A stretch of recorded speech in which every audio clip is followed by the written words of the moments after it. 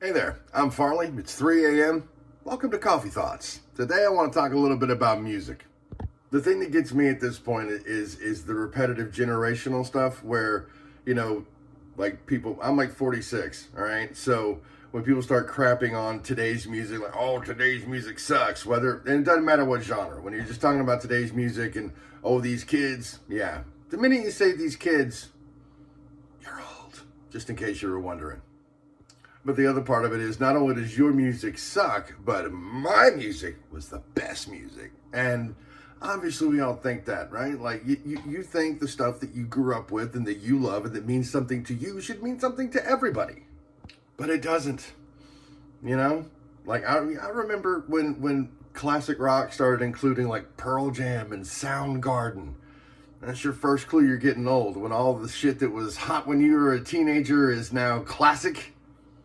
You old.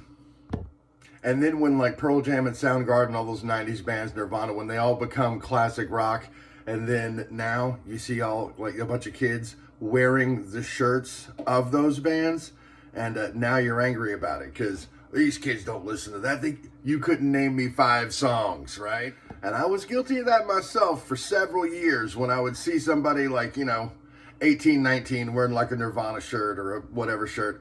I'd want to ask them like, can you name me your 5 favorite songs or something like that? And at first I was, thinking that it was some sort of weird defense of my own music. Like it was gatekeeping is what it was. So I realized that and I quit doing it. I started thinking, you know what, if you're wearing that shirt, at least I could see that. And other people can, hey, I remember that band, without having to be a dick about it and start making it personal and asking if you've listened to them and why are you wearing that shirt? Because they want to wear that shirt. That's why they're wearing that shirt. It's weird. It's like you love the music that you loved when you were young, that, whole growing up into high school through high school age, and it means something to you.